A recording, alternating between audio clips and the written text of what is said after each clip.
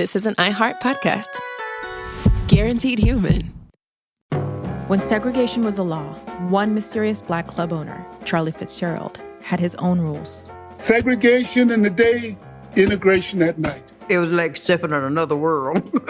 Was he a businessman, a criminal, a hero? Charlie was an example of power. They had to crush him. Charlie's Place, from Atlas Obscura and Visit Myrtle Beach. Listen to Charlie's Place on the iHeartRadio app, Apple Podcasts, or wherever you get your podcasts. On June 11th, 1998, a deputy from the Los Angeles County Sheriff's Department went missing. Hey, if they'll kill a cop and bury him, what are they going to do to me? What really happened to the missing deputy? Valley of Shadows, a new series from Pushkin Industries about crime and corruption in California's high desert. Listen to Valley of Shadows on the iHeartRadio app, Apple Podcasts, or wherever you get your podcasts. Hey everyone, it's Emily Simpson and Shane Simpson from the Legally Brunette podcast. Each week, we're bringing you true crime through a legal lens. Whether you want all the facts on the disappearance of Nancy Guthrie, or you still need to wrap your head around the Diddy verdict, we're breaking it all down step by step. And we're not just lawyers, we're also husband and wife. It makes for some pretty entertaining episodes. Listen to Legally Brunette on the iHeartRadio app, Apple Podcasts, or wherever you get your podcasts. When segregation was a law, one mysterious black club owner, Charlie Fitzgerald, had his own rules. Segregation in the day, integration at night. It was like stepping on another world. Was he a businessman, a criminal, a hero? Charlie was an example of power. They had to crush him. Charlie's Place, from Atlas Obscura and Visit Myrtle Beach. Listen to Charlie's Place on the iHeartRadio app, Apple Podcasts, or wherever you get your podcasts. What's five in my parts? It's part 5 of. Hey, look here. What's all 5? Mm-hmm, that's right. Which is actually gang talk. Mm-hmm. Which is quite a stretch, but anyway. A little bit. But yeah. This is our 5th part of what I am now calling Crack Week. CIA Week? I don't know. None of them are quite perfect, but that's what we're calling it in this episode. We'll see what titles we come up with. That's very cash money of you, Robert. Thank you, Sophie. Especially, yes. It's quite cash money of you to recognize that. So, while all... embarrassing, I can't. My God, Robert. We just got through with Iran-Contra. But while Iran-Contra was spinning up, I want to get to another thing that's happening. Also, if you're on here and you're listening to this thinking it's part 3, this is actually part 5, and you need to go over to you need to go listen to the Hood Politics episodes, which you can find in this feed and the Hood Politics feed. So that's right. If you're not finding it, then you're wrong. So while all of the shit we just talked about on your show was happening, Ollie North is also doing more shit of his own. And he has moved on from Iranian money to finding a new way to fund his Contra buddies, Panamanian dictator Manuel Noriega. Now, Manuel had been a friend of the CIA's for a while. He and George H.W. Bush are good buddies. He had been running cocaine through his, obviously, Panama. Pretty good port, right? Pretty good port. Yeah. Yes. Now, another cultural touch point here. You guys know the Drink Champs podcast with DJ Envy and Nori, who was a legendary Queens rapper, right? Nori's name is Noriega. Right. He's referring to this dude. Yeah. Okay. Yes. So there's a another little touch point here. Also, I think it's important as the listeners, if this feels a little like the way that this series went, a little like chaotic and kind of, not very linear, and you're hearing parts and pieces here and there. Imagine living it. This is exactly how it felt. Because all of this shit is breaking at different times. For example, in 1986, June of 1986, the Times publishes an expose on the dictator's illicit money laundering and drug activities. They cite an unnamed White House source who claims, quote, the most significant drug running in Panama was being directed by General Noriega. Now, Manuel starts to face legal consequences after this point, including a ban on selling arms to the Panamanian Defense Forces, like an international ban. So while Iran-Contra's breaking and all of this shit's going nuts and the Reagan administration is battening down, he sends a guy into Washington to try to get help. And I'm going to quote next from a write-up in the National Security Archive. Oliver North, who met with Noriega's representative, described the meeting in an August 23, 1986 email message to Reagan National Security Advisor John Poindexter. You will recall that over the years, Manuel Noriega in Panama and I have developed a fairly good relationship, North writes before explaining Noriega's proposal. If U.S. officials can help clean up his image and lift the ban on arms sales to the Panamanian Defense Force, Noriega will take care of the Sandinista leadership for us. So, North is telling Poindexter that Noriega can assist with sabotaging the Sandinistas and carrying out assassination operations. And his suggestion is we should pay Noriega, who's under an arms embargo by us, $1 million from those Project Democracy funds raised by the sale of U.S. arms for Iran to get the Panamanian dictator's help in destroying Nicaraguan economic installations. So this causes a big old debate within the Reagan inner circle. Highlights include Poindexter saying he has nothing against Noriega other than his illegal activities. Poindexter's like, well, aside from the crimes, he's great. if he weren't doing all those crimes, we'd love him. I mean, he's pretty cool, except for the fact that he's a criminal. But besides that, I mean, he's cool. Yeah. Now, Alan Fears, who is one of the CIA agents who's heavily involved in everything happening in Latin America, is against the idea of arming one of the biggest drug lords in the area with illegal arms deal cash.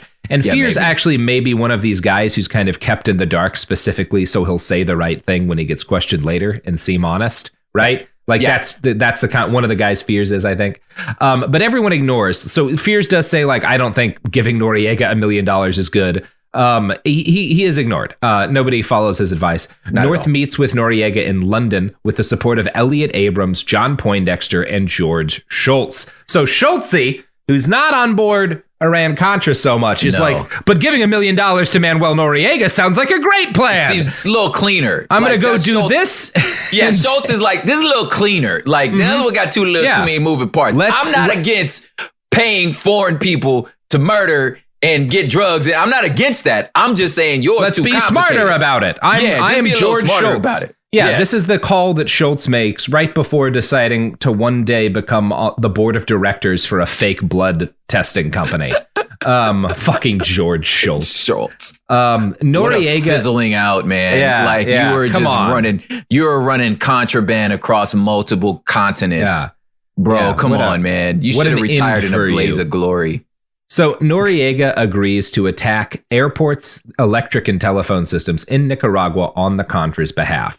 And again, part of the deal is that he's going to get some cash money. Part of the deal is that everyone's going to be chill about his continuing moving cocaine through his ports, right? So things are going great for all of this until in November of 1986, we get the actual Iran-Contra story breaks, right? And you know everything that we talked about at the end there happens. Yeah. And one of the things that's happening, like kind of in the wake of this, obviously the big deal, as we've talked about earlier, the big deal is that the United States was illegally selling missiles to Iran in exchange for hostages and then lied about it, right? That's the big deal, right? Yes. That's what people get in fucking trouble for. Yes. But the other thing that's happening is the Iran-Contra deal is tied to everything else that Ollie and the CIA and the NSC are doing in Nicaragua and all this cocaine that keeps getting into the fucking United States. And I don't know if you're aware of this, but Ronald Reagan makes a bit of an impact for himself as an anti-drug crusader. That's right? kind of his thing. So there are some people, you would think that this would have been a bigger deal, but the fact that missiles are involved, that's the sexier thing. The Ayatollah is involved, right? So that's what gets all the attention. But there is a little bit of understanding at the time from some people in the media that, like, kind of seems like the bigger story here is all the fucking cocaine you guys were letting into the country, right? Kind of seems like that might be a real big goddamn deal. Kind of feel like there's a lot of leads here. Yeah. I feel like you might be burying one of them. You guys, the missiles and stuff's important. You guys work on that. I'm going to ask these questions. And there's a guy, a journalist, who does decide during a press conference to ask, like, hey, are there any connections between these Contras that you were apparently funding with missile money and drug smuggling, people bringing cocaine to the United States? And this guy gets screamed down, not by the press secretary, but by the New York Times correspondent standing next to him who says, why don't you ask a serious question? Bro, if you're on the lectern... Love that the New York Times keeps coming up in this. Yo, if you're on the lectern and the New York Times, and that somebody lobs that question, and then someone else in the audience shuts it down like that, the relief that must shoot over your body at that moment, like, oh my God, that is, I don't know if there's a better example of dodging a bullet, you know? Yeah. And like you're just thinking, bro, if this fool knew, I would buy him whatever he wanted tonight. Oh boy. The New York Times really got me out of a sticky one. You really got me out of this one, dog. I owe you a Rolex. Yeah. And then, homie. Yeah. They're going to help out a lot with the moral panic over the crack epidemic too. So they really just working hand in glove with our friends in the CIA. Well, kind of.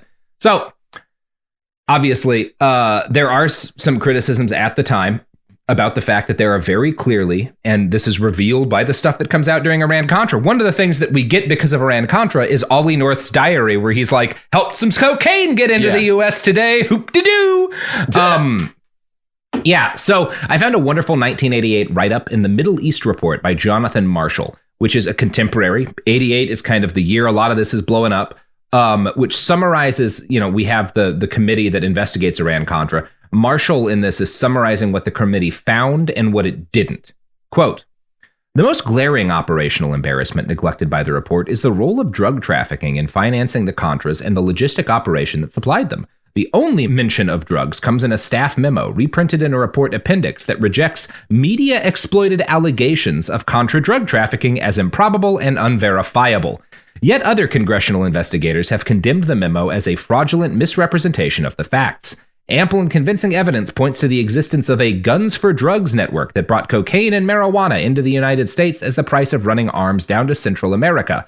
The Joint Committee itself heard testimony from 3 government witnesses that a high-ranking Iran-Contra leaders trafficked in cocaine. Indeed, the committee introduced into evidence a letter from Rob Owen, North's emissary to Central America, mentioning a Contra supply chain used at one time to run drugs and part of the crew that had criminal records. Nice group of boys the CIA chose. I love it. The report's silence on the involvement of terrorists in North's Project Democracy is no less deafening. One of the logistics agents employed in the Contra cause was the Cuban exile and career CIA officer Luis Posada. He came to Central America in 1985 after breaking out of a Venezuelan jail where he had been held for conspiring to bomb a civilian Cuban jet in 1976. That act, the worst terrorist crime ever committed in the Western Hemisphere, killed all 73 passengers, including Cuba's national fencing team. Yet the report mentions Posada only in passing, and then by his operational code name, Ramon Medina. Just to give you an idea of the kind of folks who's Ollie's running drugs with. Yeah, this guy who blew up a civilian airliner. Cool dude. Yeah. Now, the Iran-Contra investigation and report plunges the Reagan White House into its darkest hours. Public opinion falls through the fucking floor. And again, we talked about this a little bit, but this is the first time he's dealing with some serious shit. And a bunch of different stuff comes out of the fallout, which we've talked about in your episodes. But one of the things that happens is that while the Reagan White House is in disarray, his opponents in Congress start digging up other stuff, too, that's been going on during his 2 terms in office. And one of the things they start to look at increasingly is this connection between CIA operations in Latin America and drugs. And one thing people who are interested in this find is a 1985 article by Associated Press journalists Robert Perry and Brian Barger. Perry and Barger had published an investigation. This is the very first public evidence that the Contras and the CIA were moving fucking drugs into the United States, which found that Contra groups had, quote, engaged in cocaine trafficking in part to help finance their war against Nicaragua. The article hadn't made much of a splash because, according to the Columbia Journalism Review, Reagan's people carried out a behind-the-scenes campaign to attack the professionalism of the AP reporters and, quote, discredit all reporting on the Contras and drugs. That's what the CIA wrote at the time. Yeah. Peter Kornblue, writing for the Columbia Journalism Review, notes that whether the campaign was the cause or not, coverage was minimal.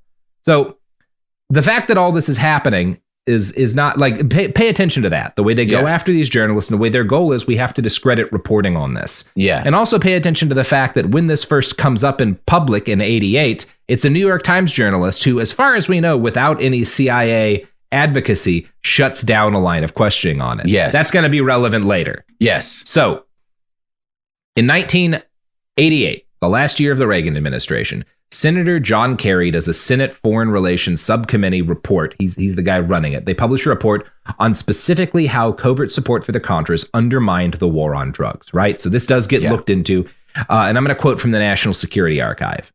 The Kerry subcommittee did not report that U.S. government officials ran drugs, but rather that Mr. North, then on the National Security Council staff at the White House, and other senior officials created a privatized Contra network that attracted drug traffickers looking for cover for their operations, then turned a blind eye to repeated reports of drug smuggling related to the Contras, and actively worked with known drug smugglers such as the Panamanian dictator Manuel Noriega to assist the Contras. The report cited former Drug Enforcement Administration head John Lawn as testifying that Mr. North himself had prematurely leaked the DEA undercover operation, jeopardizing agents' lives for political advantage in an upcoming congressional vote on aid to the Contras. Awesome, all this shit. Awesome. All of this stuff. It would be such a different story if the Reagan administration didn't go so hard on violence, gangs, and drugs. Like, if y'all didn't go so hard about it, it wouldn't be such a gotcha. You know what I'm saying? But I'm like you didn't have to. You didn't have to. You didn't have to create the DARE program and 3 strikes. Well, they didn't create 3 strikes, but just all these different, just very punitive laws around drugs. Like, you ain't have to do that. And we wouldn't have even thought, it wouldn't have been so salacious. Mm-hmm. Yeah, if Congress had not been destroying huge numbers of people because they were caught with crack cocaine at the same time as they were bringing in the raw cocaine that gets turned into crack in order to fund right-wing death squads in other parts of the world, if that all wasn't happening at the same time, it wouldn't seem like such a goddamn conspiracy. Exactly. Right? Because if this didn't happen, we would be like, we would be like oil on our head. Like, because of the amount of how many countries have gotten, when you add if this part 5, so add the countries together, the amount of countries involved in this, the amount of governments, street dudes, bureaucracies, there's 9 countries involved. Yep. It's a big deal. It's very, as we've tried to unravel, quite complicated. Yes. So this report that Kerry is kind of the guy running does not establish that the CIA is responsible for bringing crack to the inner cities, nor does it connect U.S. officials directly to drug dealers in the United States. However, as the report concluded, it is clear that individuals who provided support for the Contras were involved in drug trafficking. The supply network of the Contras was used by drug trafficking organizations, and elements of the Contras themselves knowingly received financial and material assistance from drug traffickers. In each case, one or another agency of the U.S. government had information regarding the involvement either while it was occurring or immediately thereafter. So, the report also quoted the chief of the CIA's Central America Task Force, who said, "With respect to drug trafficking by the resistance forces, it is not a couple of people. It is a lot of people." Now, you can't do the bad apple, man. It's all y'all. This is all damning because we have talked about this in the context of Iran-Contra and in the context of a bunch of other shit, years of shady dealings that we know now. But at the time a lot of this was breaking, and at the time that report comes out, a lot of that outside information is missing, right? Yeah. So most Americans who see the headlines around this, the reasonable assumption to make is some people we armed in an unpopular conflict were also moving cocaine, whatever. The subcommittee report is not big news. That sounds pretty damning. People could not give less of a shit at the time when it comes up. That's 1988. 7-ish years later, Gary Webb picks that thread back up, and he does about a year of digging, and he puts together this 3-part article series for the Mercury, which blows the fucking lid off the world. In a couple of days after this thing drops, it becomes the biggest story in the country. And it's the first massive news story that's gone out primarily over the internet. That's where this thing spreads. And in order to kind of talk about how that happens, I want to quote now from an article in the Columbia Journalism Review.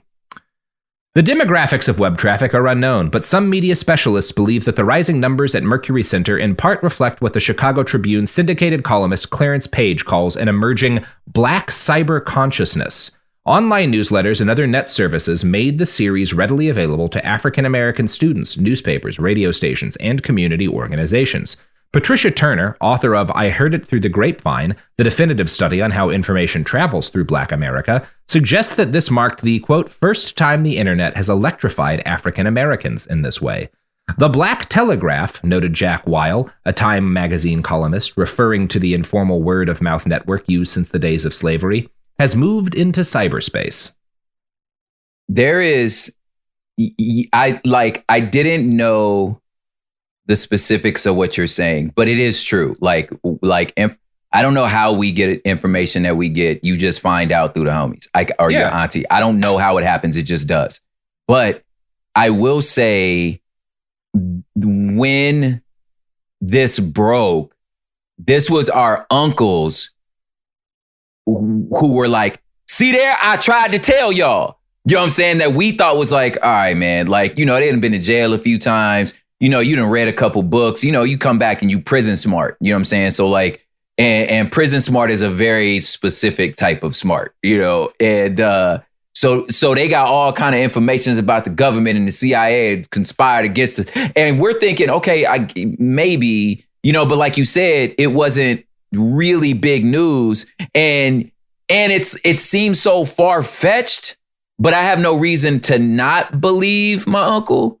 And then this happens, and it was like, that's a fact, Jack. We done tried to tell y'all, you know, and all that started happening. And it was like, damn, it turns out Unc ain't crazy. Like my God, it really, you wasn't lying, was you, Unc? Yeah. You know what I'm saying? We believed you, but it was like, I don't know, man. He's proud. Well, and it's, you know, again, one of the things people can use to discredit this is pick at like the edges of, because it is not literally, the CIA was not shipping crack directly into the inner city, because that's not a very sensible way to go about doing that, right? Just like Apple doesn't directly turn rare earth minerals into phones, right? Exactly. There's a distribution network. Shit happens. But if you be like, yo, who the plug? Who's your plug? You be like, the CIA. Yeah. Like, nigga, no, the government. I get the weight from the government. Like, nigga, no, you don't. It's like, oh, wait, yes, you do. It's easy to see why people see this as a very concerted conspiracy. Honestly, there's a way in which it's much more, and I'm not going to say what happened or not, because I'm sure there's more we don't. What we know is damning. Yeah. If it is as simple as the left hand didn't know what the right was doing, and nobody gave a shit about the impacts of these agencies and what they were doing in Latin America and how it might affect people, and nobody was watching them while people were like responding to this media circus the Time created violently by destroying huge numbers of people's lives, and that's why all this happened, which is what the facts directly suggest. That's enough to revolt over. That's right? Already, like, that's enough to I don't feel like, anyway. Let's keep telling the story, because there's more to revolt over. Yes.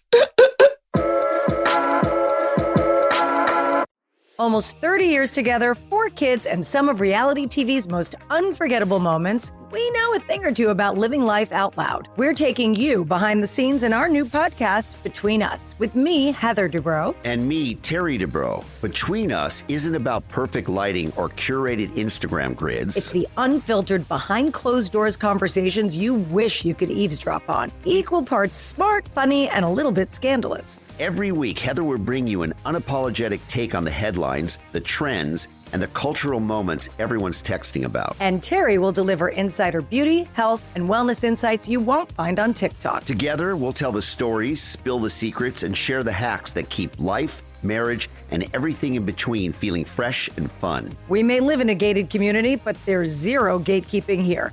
And plenty of did they just say that moments? Listen to Between Us on the iHeartRadio app, Apple Podcasts, or wherever you get your podcasts.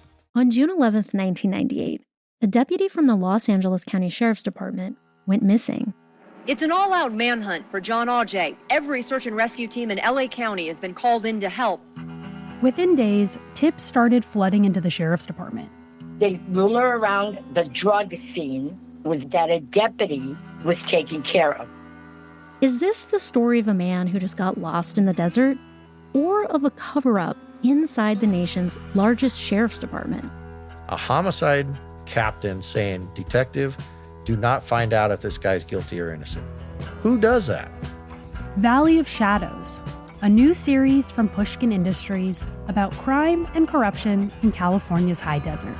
Do you have any advice for us while looking into this disappearance?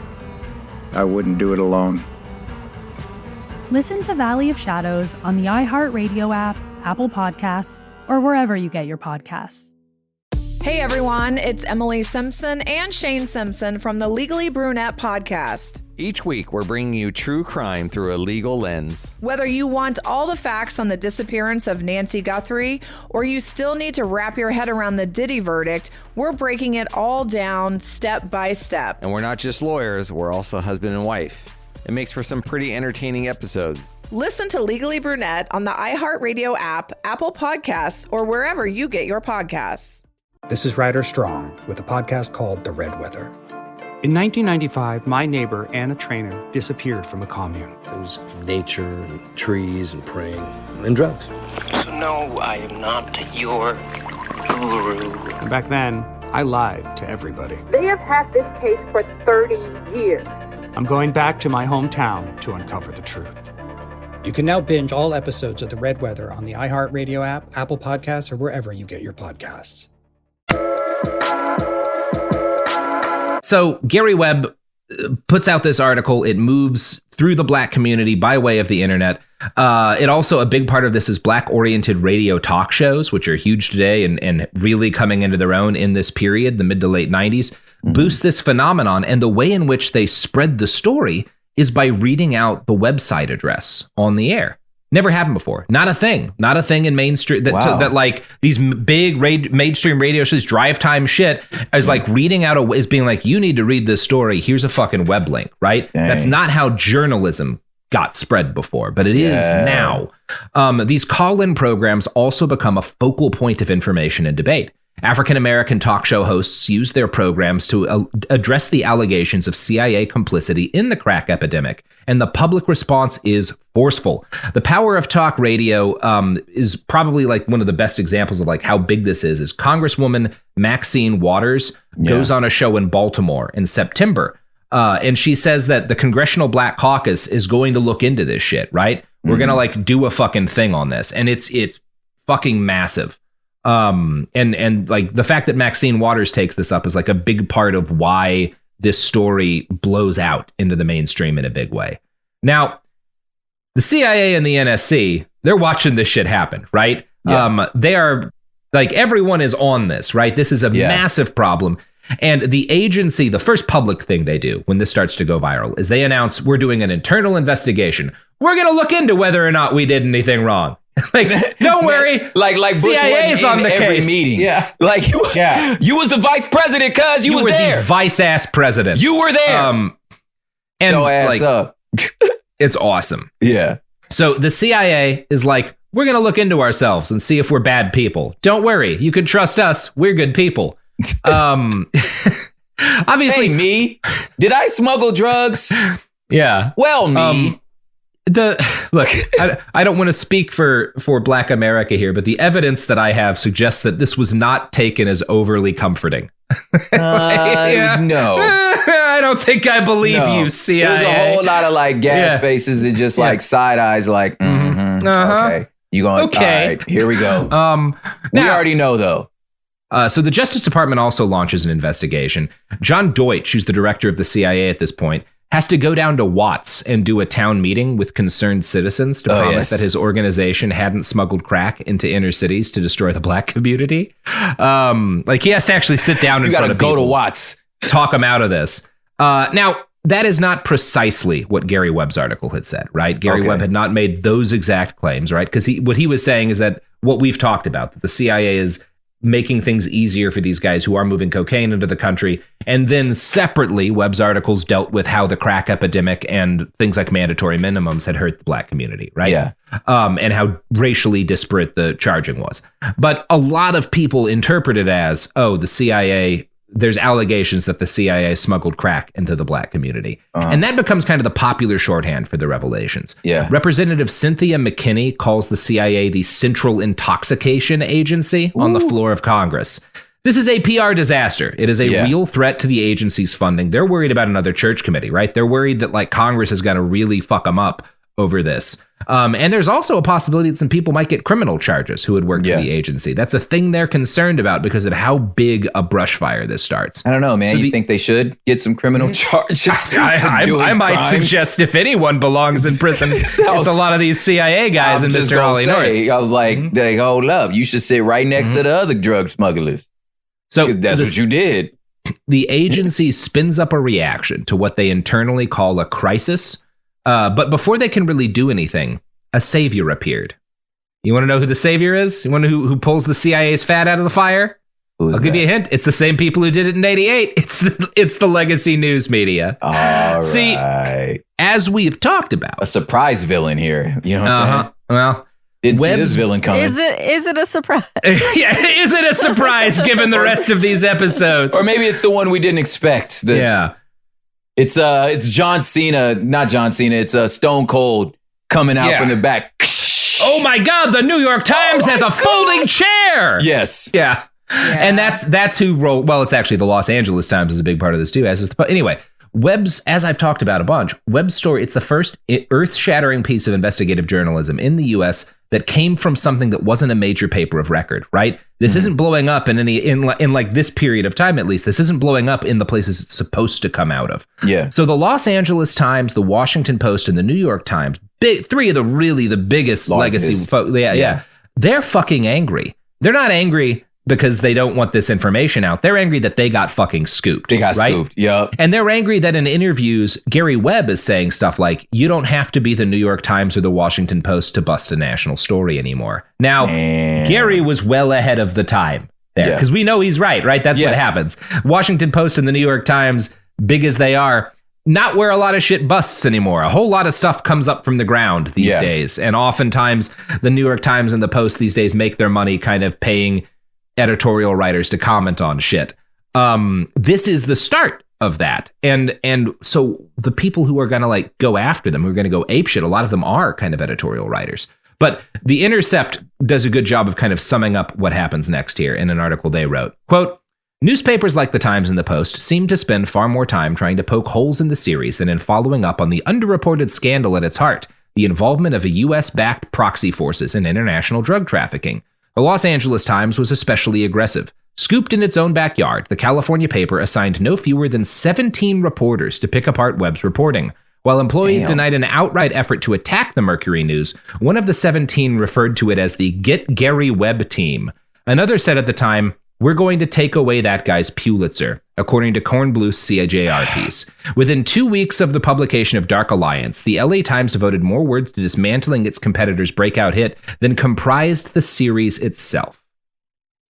It's just... So they throw down. You're guys, you're totally missing the point here, man. You're missing, and you're missing the bigger story. You're missing the bigger story here, dude. And because you're salty somebody got there first. Yeah.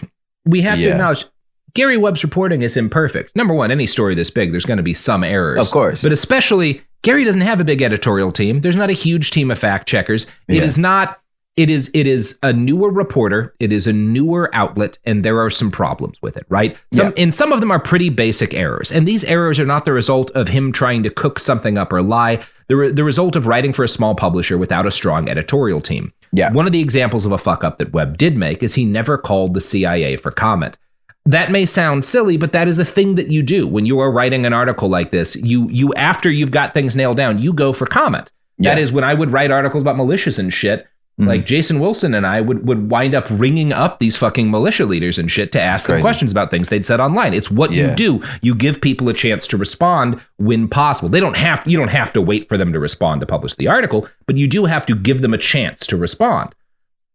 Webb claims that he did reach out and they never responded. The CIA denies that he ever reached out. We just actually don't know who's telling the truth here. But the thing that he fucks up is he never writes in the story, I reached out to the CIA for comment and they didn't give it, right? Yeah.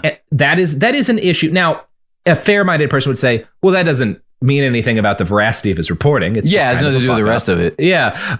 But the legacy papers pounce on this shit. That sucks, man. There are other issues as well. The specific drug dealers Webb had hung his story on absolutely did sell coke and absolutely did use proceeds from these sales to fund the Contras. but they were tiny. We're talking the guys who were directly tied to the Contras that he talks about in his story, $50,000, $60,000 they got the Contras, something like that, right? Not a lot of money.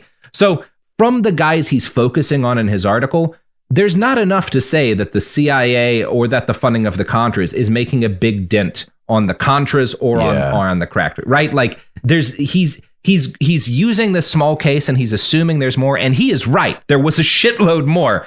Yeah. But he is also kind of quoting some stuff out of context that makes his case seem stronger than it is. What he actually has is evidence that, like, there is something really damning here to look at, and it ties into these other fucked up things that have been done around sentencing and these other disparities.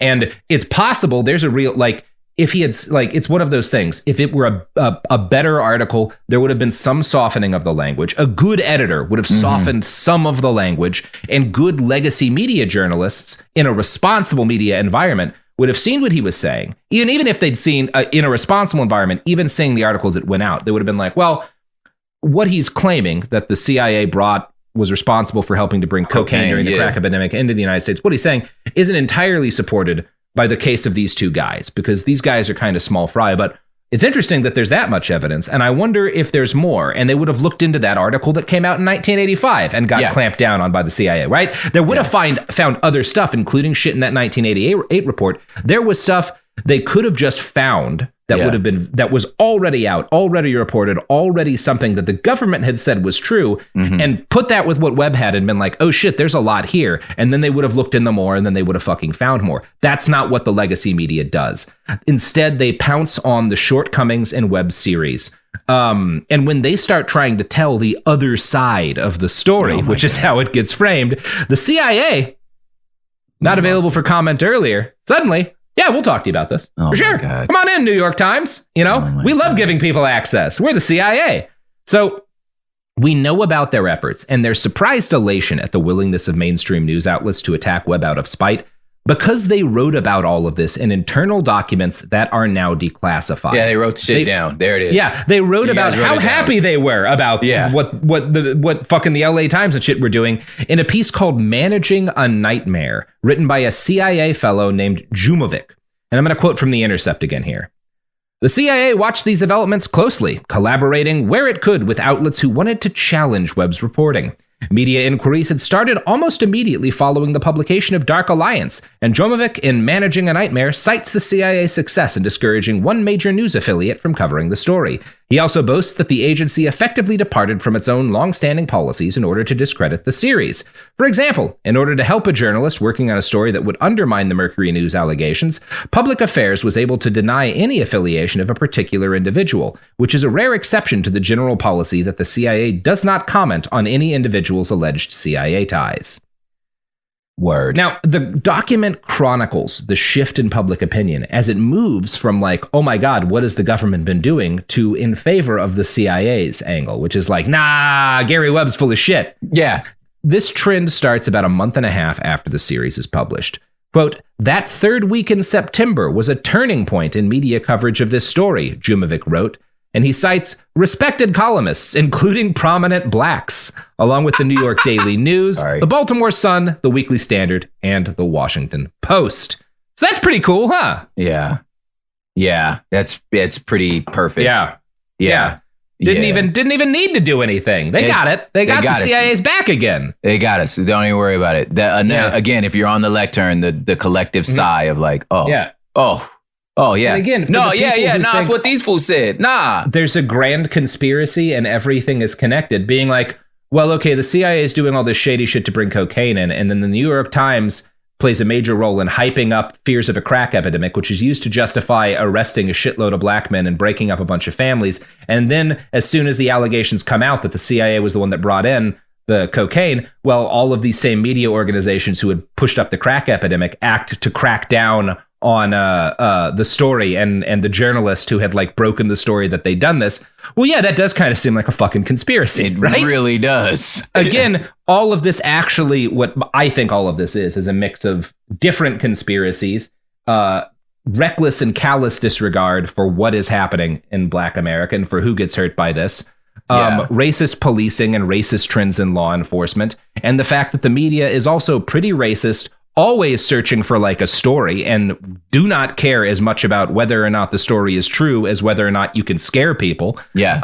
And just, the fact that they mostly hire a bunch of fucking upper class white people from fancy schools who don't know anything about what's going on in the black community, who get scared by this kind of coverage and write racist bullshit, and who are always going to act to defend other dudes who went to Yale and just happened to wind up in the CIA instead of the New York Times fucking editorial desk. For sure.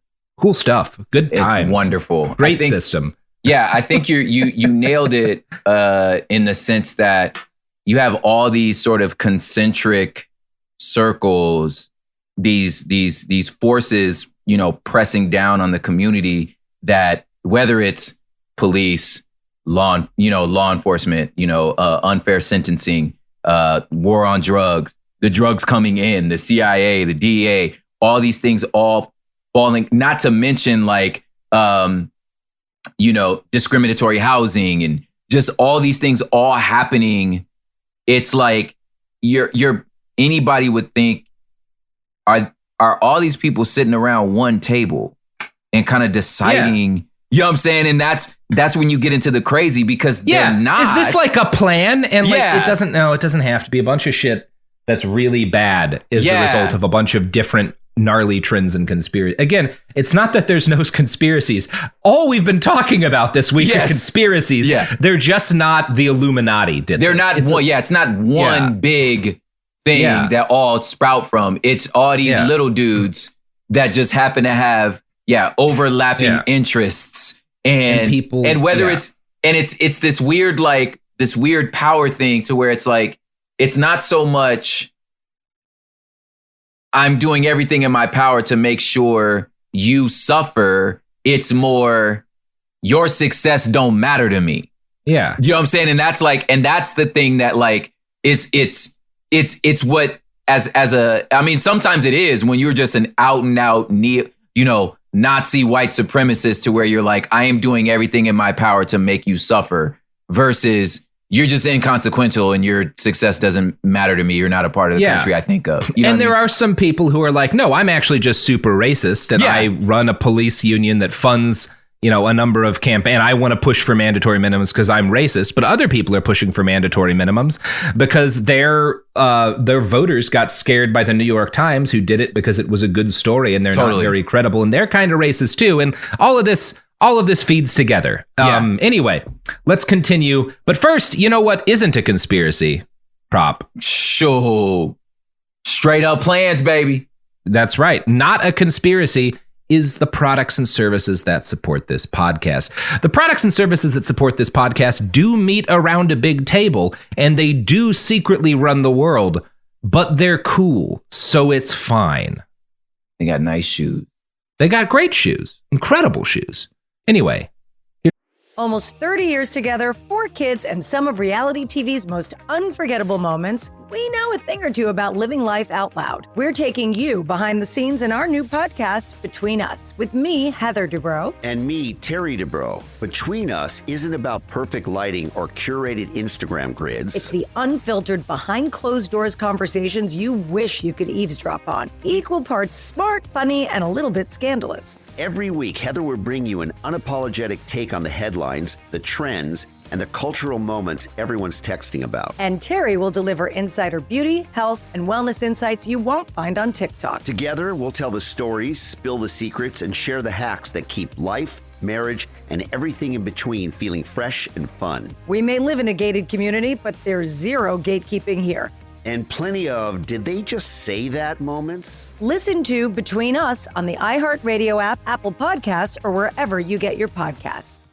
Hey everyone, it's Emily Simpson and Shane Simpson from the Legally Brunette podcast. Each week, we're bringing you true crime through a legal lens. Whether you want all the facts on the disappearance of Nancy Guthrie, or you still need to wrap your head around the Diddy verdict, we're breaking it all down step by step. And we're not just lawyers, we're also husband and wife. It makes for some pretty entertaining episodes. Listen to Legally Brunette on the iHeartRadio app, Apple Podcasts, or wherever you get your podcasts.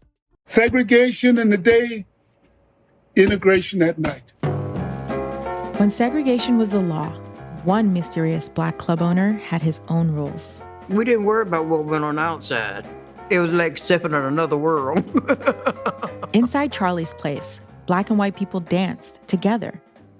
But not everyone was happy about it. You saw the KKK? Yeah, they was dressed up in their uniform. The KKK set out to raid Charlie, take him away from here. Charlie was an example of power. They had to crush him. From Atlas Obscura, Rococo Punch, and Visit Myrtle Beach comes Charlie's Place.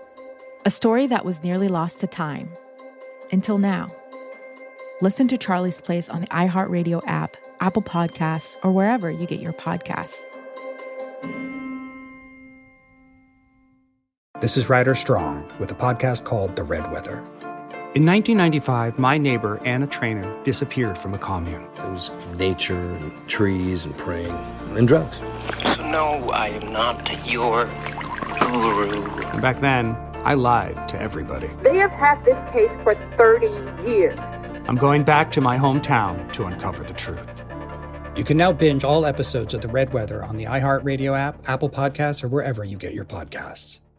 Ads.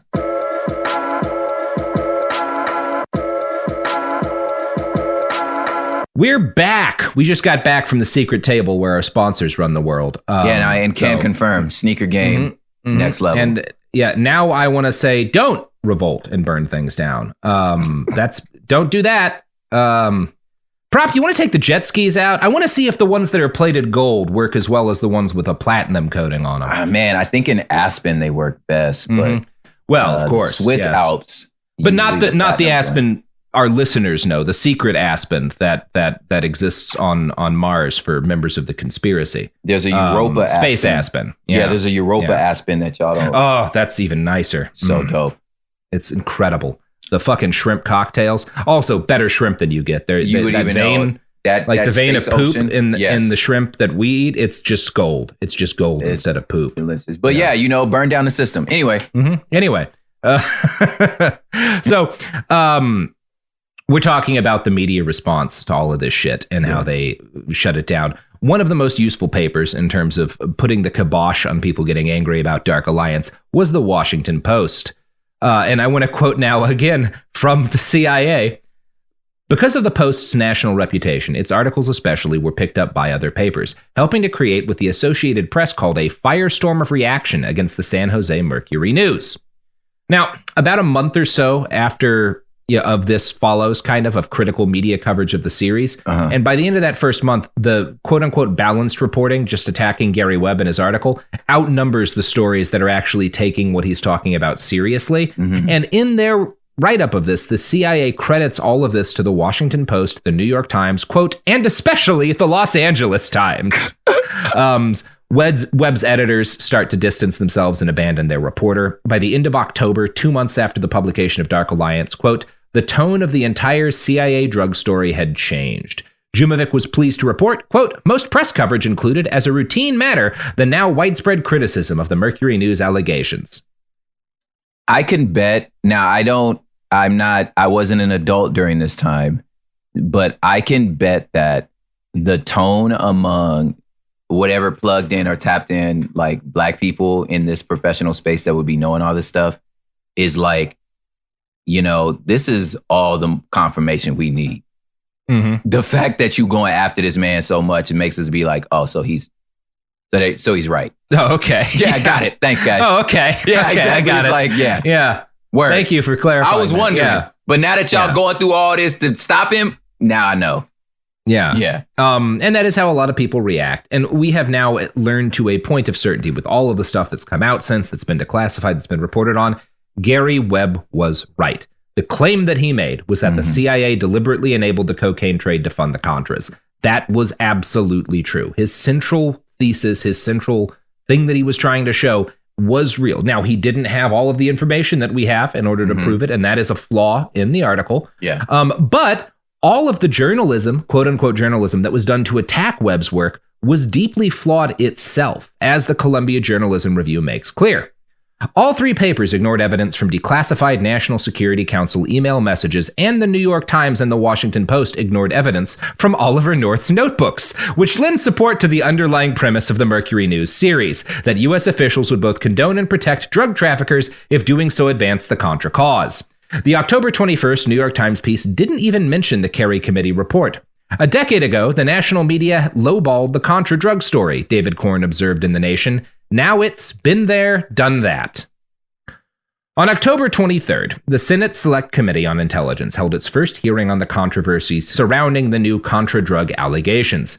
Jack Bloom, former lead investigator for the Kerry Committee, was lead witness. Bloom testified that his investigators had found no evidence whatsoever that the African American community was a particular target of a plot to sell crack cocaine, or that high U.S. officials had a policy of supporting the Contras through drug sales, which is not what Webb had alleged, right? Yeah. Webb does not allege a plot. Webb says that the CIA is helping coke move into the country, which is true. Yes. And Bloom testifies further, quote, "If you ask whether the United States government ignored the drug problem and subverted law enforcement to prevent embarrassment and to reward our allies in the Contra war, the answer is yes." Which you might recognize as saying Gary Webb was right. Yes, right? Exactly. Now, the CIA found, of course, no intent to smuggle cocaine into the United States or to enable drug smugglers to do the same. Instead, they blamed all the extremely documented cases of Contras smuggling coke into the U.S. as something all their agents had just missed because, gee shucks, the CIA forgot to mandate that CIA agents had to report evidence of drug smuggling by their contacts. Right? That's literally the excuse. They missed it because they weren't told to report it, so they just didn't notice it. They just missed all this blow, right? Because it wasn't their job to spot it, right? Listen, like I said, I'm here for the lobsters. I'm not here for the beef. Okay? Yeah, I don't even see those cows. I don't even see those. I don't even see what you're talking about. I don't even know what you're talking about. I'm here for this. Yeah. I'm going to quote from PBS again. In the winter of 1982, as the United States was plotting how to overthrow the Sandinista government that came to power in Nicaragua, a Memorandum of Understanding, MOU, was being drafted in Washington, D.C. The presumptive author was the U.S. Attorney General, the late William French Smith. The recipient was the Central Intelligence Agency Director, William Casey. The subject was a list of offenses that CIA field officers in the field were required to report if they witnessed or became aware of a crime, particularly if it involved an informant or someone the CIA officer wanted to recruit as an agent.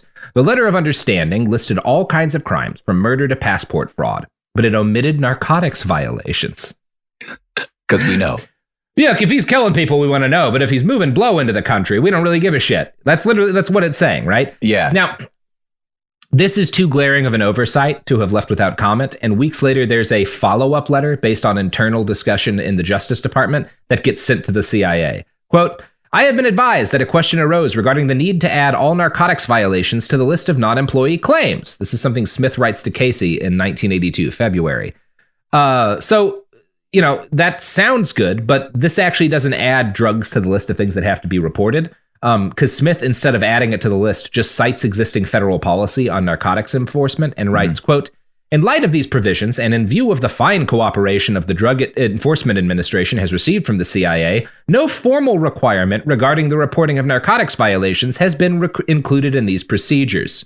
So basically, we're already working so good together. Federal employees are already required to talk about this stuff. Yeah. So we don't need to add, we can keep narcotics exempted from the things CIA agents have to report because we know they will, right? Yeah. Which we know they weren't. Yeah. Now, CIA Inspector General Fred Hitz tells the PBS when he's questioned that, because they're asking, what do you make of this, CIA Inspector General? It seems shady. And he's like, well, it's at best a mixed message, right?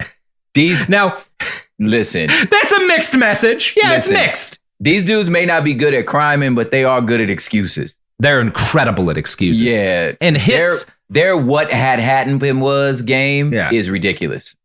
Hitz this is very funny, claims that to PBS, he doesn't believe CIA agents would have enabled drug traffic to allow the Contras to fund themselves because that would have been bad PR. Now, you and I know, that the Reagan administration and the CIA actively worked to discredit journalists reporting on the CIA for doing just that. Yes. When the agency took any action to crack down on the drug trade, it was purely for show. In 1987, acting CIA Director Robert Gates sent a memorandum to the CIA Deputy Director demanding that CIA officers cease relationships with Contras even suspected of trafficking narcotics. Here's PBS again. Gates's memorandum instructed George to vet names of air crews, air services companies, and subcontractors with the DEA, U.S. Customs, and the FBI to ensure that none of the contractors used by the CIA were involved in narcotics. For some reason, this memorandum, quote, was not issued in any form that would advise agency employees generally of this policy, Hitt stated in his report. It never got to the field agents who were supposed to use it as a guide. So it's just like, look, we recognize the problem, and we made it a rule that they had to run everything by the FBI and the DEA. They had to check on these guys and vet them to make sure they're not moving drugs. We noticed there was a problem, and we took action. Well, did you tell anyone whose job it was to vet these people that they had to do that? Well, no, we forgot to. We fucked that one up. We really fucked that one up. Oh, oopsie doodles, hey, you know? Hey, homie, that's clerical, bro. Mm-hmm. Listen. Charge it to my head, not my heart. You know what I'm saying? Not a big deal. We tried to do the right thing. It just got fucked up for reasons that were completely unavoidable. Guys, you're looking at the locker room. Guys, listen. When the team comes in, just make sure they know that they got to stop grabbing asses, okay? Yeah. You got to stop grabbing asses, guys. Look, everybody's mad at us. So when you see a juicy ass, you can't grab it, okay? All right, here come the guys. It's just silence. Yeah, we don't need to say any more than that. I said it. I said it at some point. It's in the book. You guys saw me say it. We put it in the rule book. Now, they're not required to read the rule book. In fact, they're not allowed to. We didn't give it to them. The rule books are held on the top of a mountain in eastern fucking Turkmenistan, and none of them can get to it. But it's in the rule book, you know? Yes. What else do you want for us? You want me to track down these agents and put a paper in their hands? Yeah. I told them they can't do it, man. Yeah. They're honorable men, you know? They won't do it. They're going to do it anyway. Yeah. So, as the years have gone on and all this has come out, it has become clear that Gary Webb was guilty of being sloppy, right? It's not perfect or even ideal reporting. There's issues with it. His conclusions and allegations, while not supported by the text of his article, though, are supported by the facts that we know now and the facts that have emerged since, and a number of the facts that Gary didn't bring up, but were available then, and that the Washington Post and the New York Times and the LA Times should have brought up, like the shit from the Kerry report, like the shit from the AP report in 85. Yes. Of course, the fact that Gary has been vindicated by time did not mean anything for Gary Webb. The damage had been done to his career. He was disgraced, and the CIA crack epidemic story had gone from a mainstream outrage to a conspiracy theory that was widely mocked. The Washington Post even published, one of the things they do in this period is they put out an article, like a warning about the black community's susceptibility to conspiracy theories. Whereas the Washington Post, we got to let you know, we've noticed a troubling trend, which is black people are sharing conspiracy theories. Well, look, that's not a good book. Mm-hmm. You got to watch what you say around them, because, you know, they kind of believe anything. Mm-hmm. They really think the whole government's out to get them. And the media. What a silly group of people. Yeah. Can you believe it? Yeah. I mean, what evidence do they have that might be happening?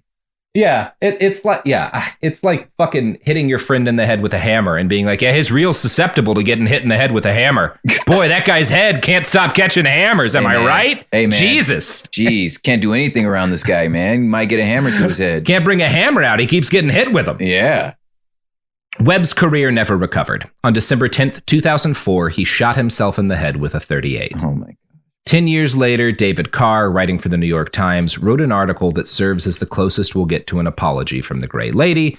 We've quoted from it a couple of times here. There's widespread recognition that it was pretty fucked up, although you can still find articles in mainstream says Gary Webb was not, really fucked up, and we weren't wrong to go after him and to ignore all of these problems and act as cover for the CIA. Yeah. It's all fucked up, prop, but that's the story. That's all the story. Oh, man. So it was like seven countries involved, mad moving parts, people at the highest level of government. A journalist breaks it, tells the truth, pokes his head up. The rest of the journalism community goes, no, suicide. It's not. And then the dude kills himself because he makes him feel like he's taking crazy pills. It's one of those things. There's a meme spreading around that's like the award for the CIA award for excellence in journalism, and it's a bullet. Yeah. And that is an accurate joke in like parts of Latin America, right? Because in Latin America, the CIA it was either directly did or through there, and in other parts of the world, the CIA has assassinated a lot of journalists. They don't have to do that. You don't have to send a guy with a silenced weapon to kill Gary Webb. Yeah. New York Times has got your back. They're just going to hound him to suicide because they got scooped. We're good, baby. Damn. Saves us the bullet money. That's see, I didn't know that one because Bud McFarlane killed himself too. He sure did. And I'm sure there's I don't want to get into other it's totally understandable if you're feeling conspiratorial after this, and I'm not going to say much more than that because it's cool and fine. Yeah. Prop, you got anything to plug? Well, this has been a phenomenal piece of art we've put together. So